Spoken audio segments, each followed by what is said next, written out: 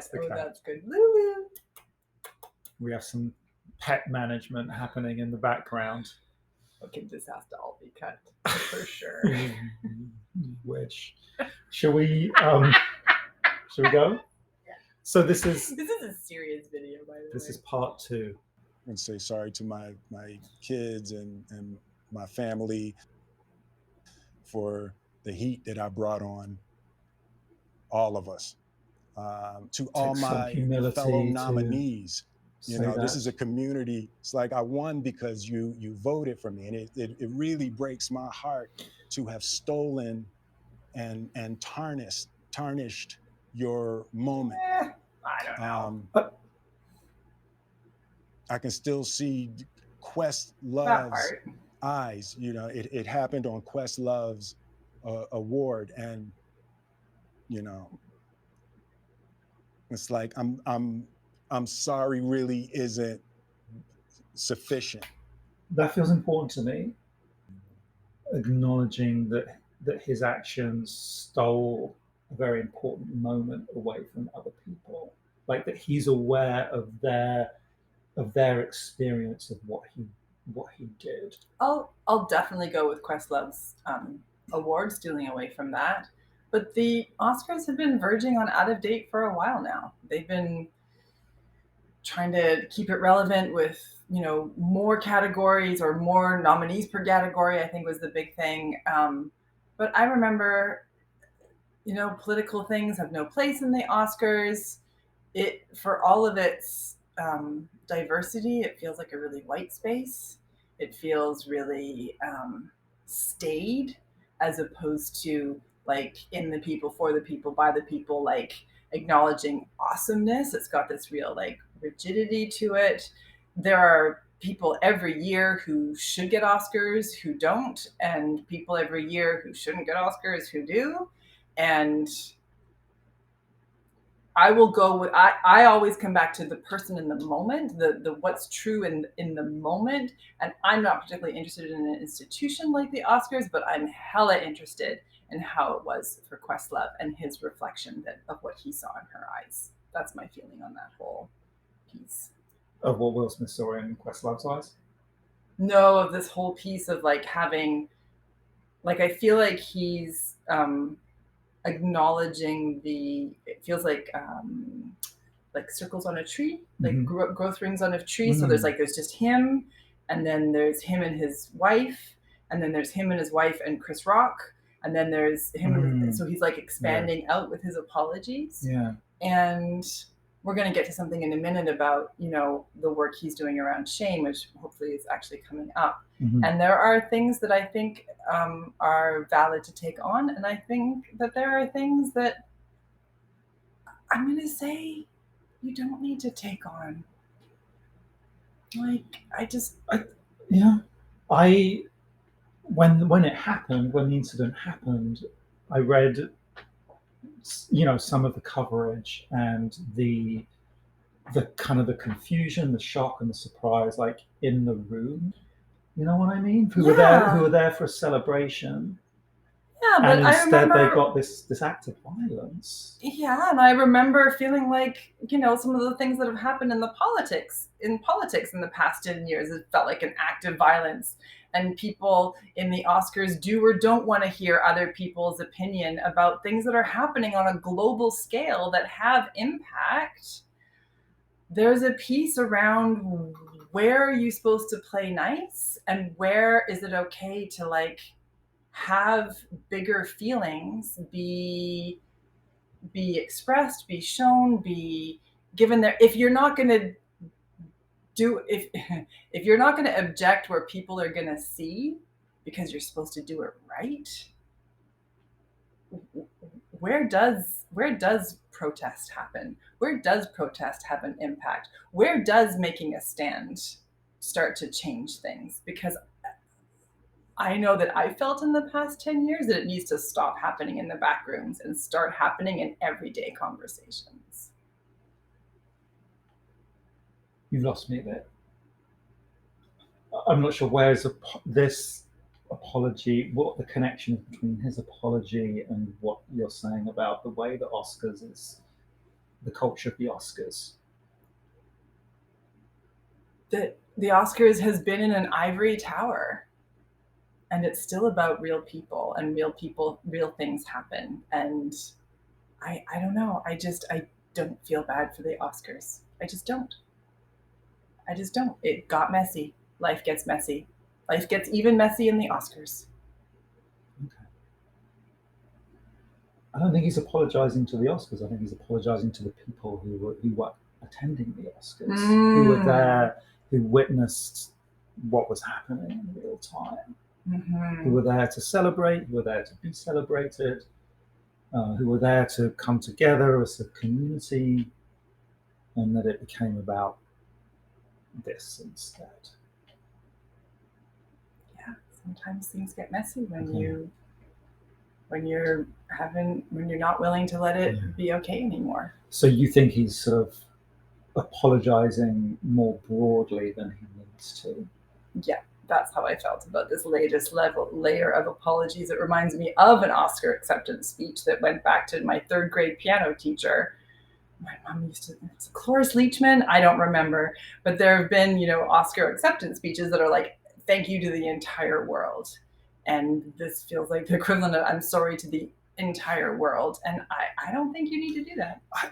This is one of the things, though, because, and we watched this, like, he doesn't apologize to us, the rest of the world. Like, I think his apology, I think we've seen the extent of it. But we do have a relationship with Will Smith. We did see what happened. Like, he's been part of our lives for decades now. He's been in our living rooms and in our homes, in his TV show and movies. And that's partly why YouTube seems to be a good platform for this apology, because we have a relationship with him. We were shocked by what happened. And I don't feel like I deserve an apology for what he did, but also I wouldn't be surprised if he did apologize to the rest of the world, because we have a relationship too.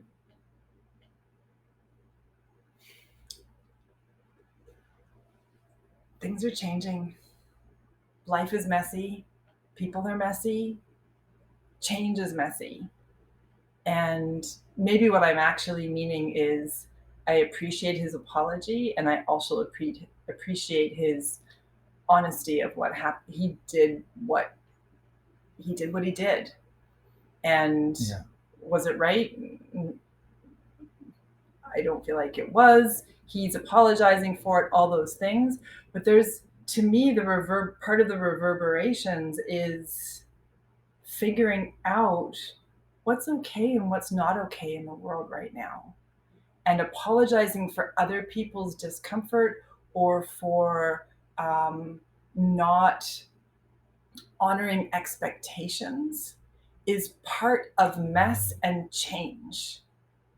So let me rephrase it then. I appreciate his apology to people who are uncomfortable, and I am not sorry that we got to see his discomfort and his mistakes as he's learning and growing with himself to figure out a truer person with himself. You appreciated that he, as even so, the act was, the violence is not excusable, but the fact that he's showing up messy, raw, kind of in the midst of understanding who he is, in the midst of coming to terms with his past, what's made him who he is. I get that. Thank you. Thank you. That way. Okay. All right. Does he come up to the? Okay. There's a thing that we're waiting for. Let's see what that's next. What would you say to the people who looked up to you before the slap, or people who expressed that you let them down? So there's two things. One, disappointing people is my central trauma. I hate when I let people down. So that's a huge thing to know about oneself. Hurts. It really is. the work I'm trying to do is I am deeply remorseful, and I'm trying to be remorseful without being ashamed of myself, right? I'm human, and I made a mistake, and I'm trying not to think of myself as a piece of shit. So I would say to those people, I know it was confusing. I know it was. And it seems like he's so still in this of trying to separate his behavior from his personhood. The difference between I did a bad thing and I'm a bad person. And it's guilt versus shame. It's guilt versus shame. Shame is I'm a bad person. There's something wrong with me. Guilt is I did something wrong. I did something that affected other people. So shame is it's a natural emotion, but it's very self-reflective. If I'm feeling shame, I'm really focused on myself, focused on how I feel about myself, and I'm not really thinking much, even at all, about the person or people that I've upset. If I'm feeling guilty, there may be some healthy shame in there. I'm like that causes me to reflect and causes me to look at myself. But the experience of guilt means I'm looking at the consequences of what I've done, and I'm open to understanding what the impact is of what I've done for other people. And it seems like he's wrestling with that in the moment as he's talking about it. It seems like he probably still feels like a piece of shit, and he's working to turn the attention from himself, to pull himself out of his shame so he can make this apology to Chris Rock. He can make this apology to Questlove. He can think about Chris Rock's mum. And we're so often told when we're kids by our parents, you're so bad. We make a mistake when we're a kid and you're so bad, you're so naughty. So we embody this idea that we're wrong. So many of us grow up with that. So where can you shift from, there's one of the traps is I'm not doing this right unless I feel like a piece of shit. Oh God, yeah. So actually part of the bigger picture of spirituality is fascination, curiosity. Oh, that's really interesting. Where you feel your person, that you are on a path, and that there are some choices that we make that felt out of our control, fell out of your control, but you made them. And you're like, oh, that's really interesting that I put that on my path. Or that's really interesting that's on my path to this other thing. And, there's a saying in society of, hitting rock bottom before you can start to find your way out. And it felt like when we watched, what was his YouTube show called again? Best Shape of My Life. Best Shape of My Life, that he was bobbing around the bottom. He was having some drowning moments. He was having a lot of self-reflection. He was having also a lot of resistance. Yeah. And there is nothing like what just happened to be the bottom. He was literally all anybody would talk about for quite a while because of how public it was and how out of control it was. And if there's anything that freaks us out, is stuff that's out of control. And if there's anything that's controlled, maybe that's part of what I was alluding to earlier, it's the Oscars. Like that is controlled. Yeah. They have people pulled off the stage from their acceptance speeches. They have the music right on cue. They have, show and dance numbers that everything is scripted except the fun surprise of who gets to come up to accept the award. Right. Everything is scripted. And so there really isn't a more public, deeper bottom than what he found. Yeah. And what I hope for him is what actually feels like love, to be so fascinated and so committed to yourself that you can be like, wow, I really lost my stuff there. Mm-hmm. Not I'm a jerk, or I'm an idiot, or I regret it, or even as those things might also be true, but there's this like foundation of things are changing. Mm. Maybe I don't want to be in the public eye for a little bit. Maybe I've got stuff to clear up with my wife. Yeah. Just on like boundaries of like whose responsibility are her feelings was what I was specifically thinking of there. And maybe for a while, you know, we're a little bit like you know, those shrimp or the lobster when they, or the snails when they get a new shell, they don't have a shell for a little while. Maybe things are a little bit too intense for a little while. You need to just like be with yourself as you figure out what your new shell is that you can stand in. You might be buffeted by it, but you're not going to be knocked over by someone else's misstep. And for whatever reason, often we need to make our own missteps to learn that.